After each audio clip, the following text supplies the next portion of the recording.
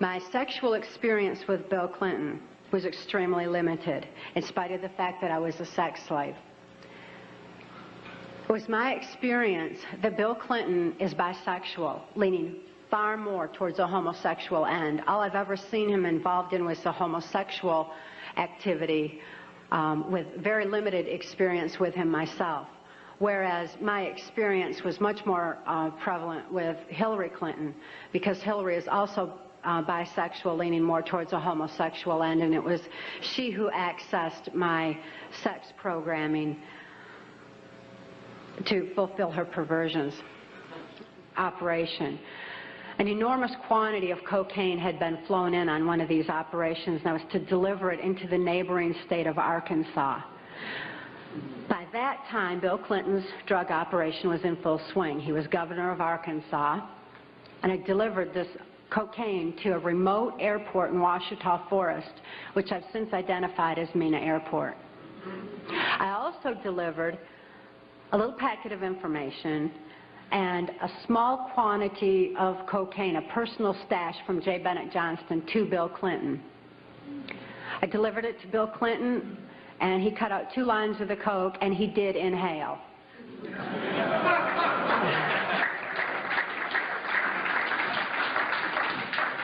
That certainly wasn't the only time I saw Bill Clinton using cocaine. My sexual experience with Bill Clinton was extremely limited, in spite of the fact that I was a sex slave. It was my experience that Bill Clinton is bisexual, leaning far more towards a homosexual end. All I've ever seen him involved in was a homosexual activity, with very limited experience with him myself. Whereas my experience was much more prevalent with Hillary Clinton, because Hillary is also bisexual, leaning more towards a homosexual end, and it was she who accessed my sex programming to fulfill her perversions. People have all kinds of belief systems, and I'm sure each and every one of you has various and different belief systems as well. Regardless of what your belief system is, it is imperative that you know that these criminals are people. They are within our realm to affect. They need to be held accountable for their actions and their crimes against humanity.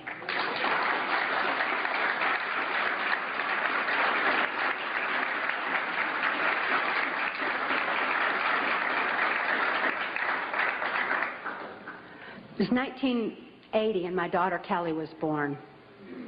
She was born directly into the MK Ultra Mind Control Project on a much higher level, a more sophisticated technological level than I was subjected to. In addition to trauma, she was subjected to harmonic mind control programming on NASA installations literally since birth, before her brain even had a chance to form. As soon as Kelly was born, Senator Byrd figured I'd been traumatized enough by that time and ordered that we be transferred back to Nashville, Tennessee to carry out operations during the Reagan administration. By being within the country music industry, we had a second handler. His name was Alex Houston. Alex Houston is a ventriloquist, stage hypnotist in the country music industry. Above all, he carries out criminal covert CIA operations that fund the black budget, and this certainly included bringing in large quantities of cocaine and distributing them through the United States, Canada. He was working at that time and provided a cover for me to be taken throughout the United States, Canada, Mexico, and the Caribbean for these criminal covert operations. As my handler, he took me to various military and NASA installations for mind control programming for specific operations that I was forced to participate in. These operations that I won't have time to get into tonight are detailed in our book, Transformation of America. And they involve such leaders as the President of Mexico at that time, De La Madrid, and Vice President Salinas. It was my experience that in 1984, there's a CIA trauma base, near-death trauma center that's located in Lampe, Missouri. It's called the Swiss Villa Amphitheater. And they'd bring certain involved country music acts in to bring large quantities of cocaine or bring the cocaine out for distribution, because Lampe, Missouri is just across the Arkansas line and is very much a part of Bill Clinton's cocaine operation.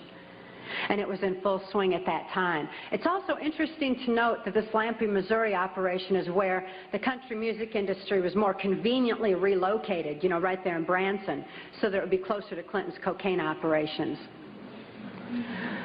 Lampe, Missouri was a place where I heard George Bush and Bill Clinton talking. Where, from the point of view I had, they certainly were friends, and they didn't recognize any party lines between them. That's something for the, you know, a smoke and mirrors illusion for the public. It's not something they adhere to, because they had exactly the same agenda, and that was for bringing in this New World Order. I heard George Bush talking at that time. He was talking to Bill Clinton, and I've since photographically recorded it and wrote it verbatim in our book, that when the American people became disillusioned with Republicans leading them into the New World Order, that Bill Clinton, as a Democrat, was going to be put into the office of president. This was decided in 1984. Actually, I'd heard about it even prior to that, but that, as of 1984, they were already discussing it as an absolute fact. It was also discussed in the groundwork for NAFTA that by the time George Bush went into the office of president, that Salinas was going to become president of Mexico, and they together would be bringing in the NAFTA, which was the beginning of New World Order controls. I was forced to participate in the criminal groundwork for NAFTA, the opening of the Juarez-Mexican border to the free trade of drugs, free trade of our nation's children. It's absolutely appalling, the criminal roots of NAFTA. Again, this is detailed in the book. But it's interesting to note that these political moves had already been decided way back when.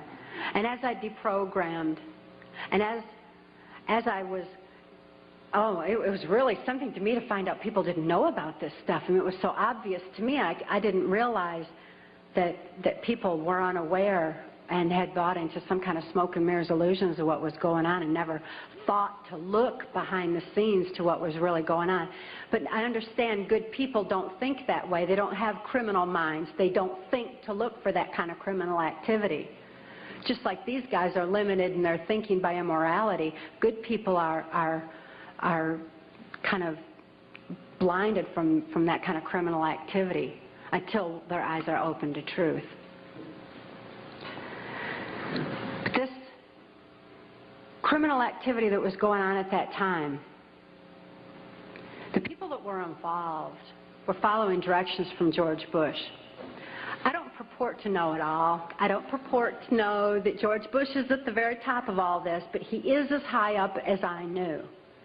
It was my experience that Ronald Reagan answered to George Bush, not robotically, not under mind control, but willingly, because George Bush was respected for what he knew about bringing in the New World Order. Consider his past. George Bush first began with the United Nations. Then he went on to head our CIA. Then he ran our country through 3 administrations that I'm aware of, the Reagan administration, his administration, and the Clinton administration, because Reagan and Clinton both answered to him. Mexican President de la Madrid answered to him and knew that Salinas was to be coming into power, and Salinas had more influence in Mexico at that time than de la Madrid, that, as far as my experience was concerned. Also, Saudi Arabian King Fahd followed orders from George Bush,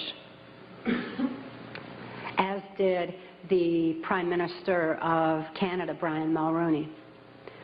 In 1983, I heard Ronald Reagan and Brian Mulroney discussing the New World Order. Senator Byrd had acted in the capacity of a pimp and prostituted me to Reagan, and I was present at this White House cocktail party. Now, Ronald Reagan certainly provided a wonderful smoke and mirrors illusion for all of us. For those of you who don't want to believe that he's involved in this, he told you he's an actor. And he did a real good job of it for a long time. That was his role. That's what he was supposed to do. Nevertheless, I heard Ronald Reagan telling Brian Mulroney that he believed the only way to world peace was through mind control of the masses. I know from experience there's no peace of mind under mind control. And I wonder at a world peace where people don't have peace of mind. Mind control, the ramifications of mind control are far-reaching, because I also know that under mind control there's no free thought. Without free thought, there's no free will. Without God-given free will, there's no soul expression. What kind of a world peace can we have without any free will or any soul expression, without any spirituality? Mind control needs to be exposed in order that people maintain their freedom of thought, in order that people maintain their free will and have that spiritual expression, because of spirituality, when people have soul and spirituality, they're going to be acting in a capacity of love anyway. That is where world peace is, not in mind control.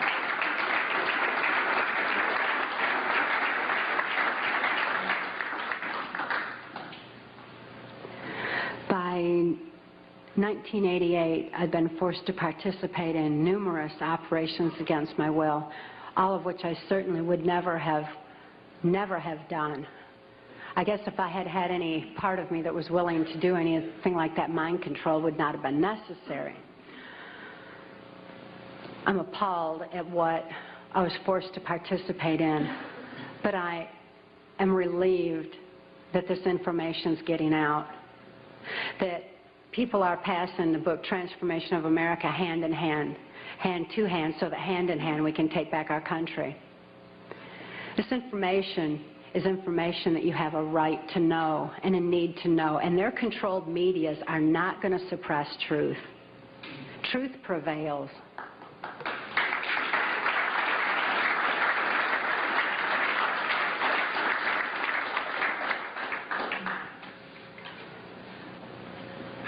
In 1988, Mark rescued my daughter Kelly and I.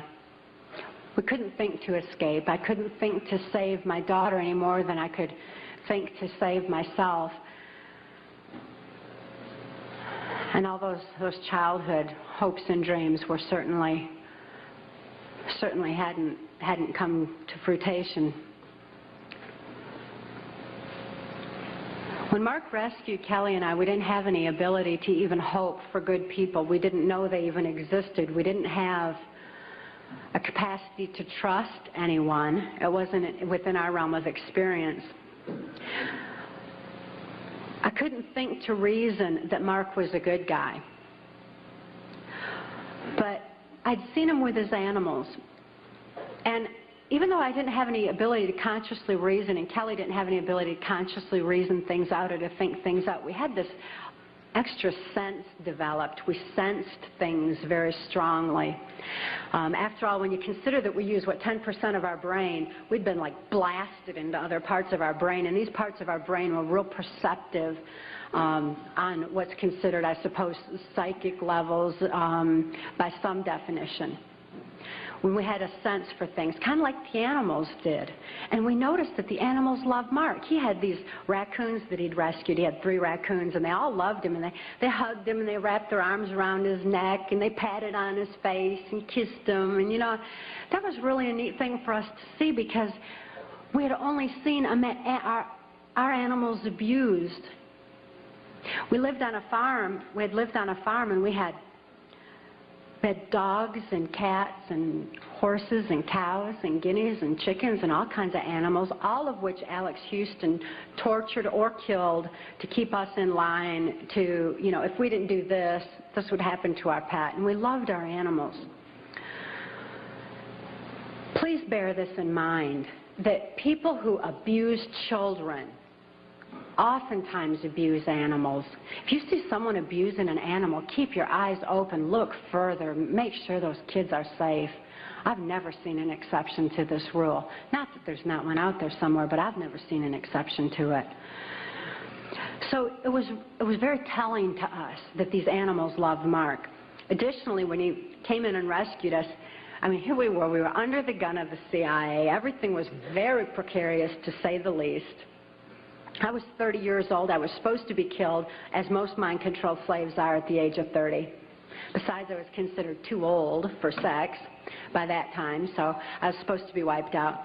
But Mark came in and rescued me from certain death and rescued my daughter from a fate much worse than death, and took the time to rescue our animals.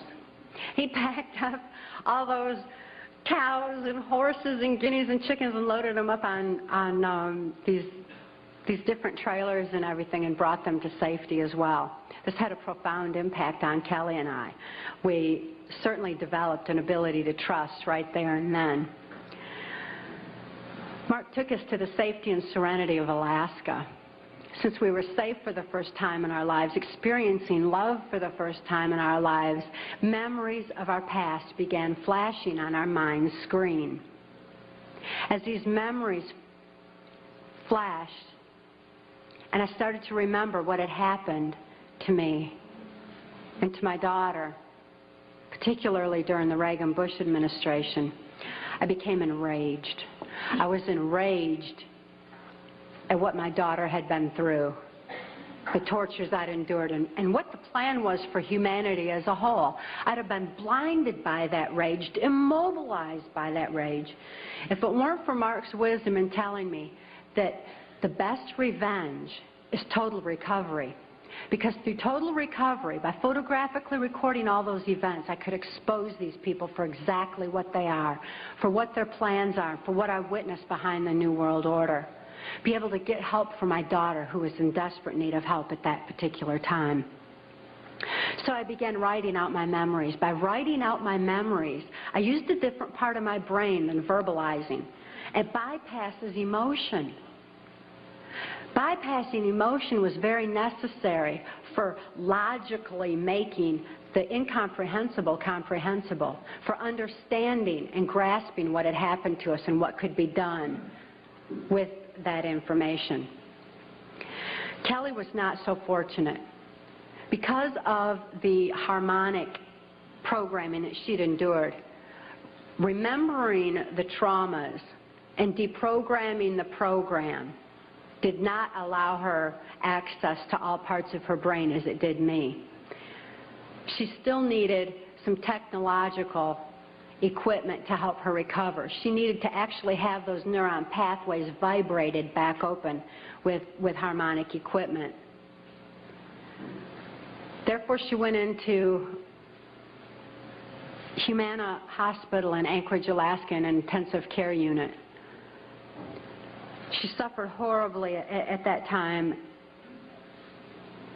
and responded only to some psychological intervention and not to any conventional medications. Kelly was actually suffering respiratory failure because mind control has advanced to the point where they know the ins and outs of the brain and the mind so well that they know how to program not only the subconscious but to go into the primitive mind, the very area of our mind where blinking, breathing, and circulatory, heartbeat, all that is regulated. And they could go in there and put death programs in place. In my daughter's case, it was respiratory failure, so that in the event that she ever had cause to remember, which they never expected could happen, but in espionage, that can happen. We've heard of that, where the brainwashed, where they have the memory accessed. So they wouldn't have to take the old cyanide pill anymore like they used to, like spies used to. Instead, they would just simply go into respiratory failure, circulatory failure, and no information would be released at all. There was no chance of the information getting out that way. Since my daughter was being raised to be, was genetically and mind controlled, being brought up to be in espionage, she had that program in place and it went into effect. Because of the medical attention that she needed, she became quickly thrust into the illegal and immoral custody of the state of Tennessee, where she remains today. The violations of laws and rights that proliferated in her so-called legal case were extensive. We had one clean district attorney that went in and told the judge that he was violating constitutional rights and human rights in my daughter's case, and cited law after law after law, and the judge interrupted him and said, but laws do not apply in this case for reasons of national security. This certainly raises a question. What does national security have to do with a documented, validated, and proven rape and molestation of a child's mind and body?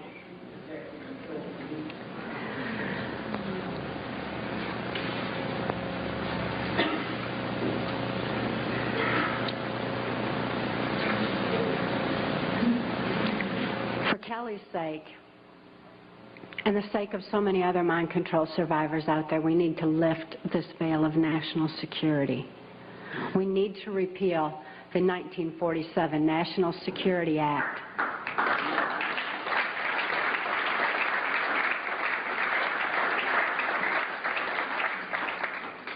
This is a national security that's threatening the security of our nation when it covers up such crimes against humanity as mind control, when it covers up the CIA's so-called war on drugs, when it covers up the selling out of our country to New World Order controls.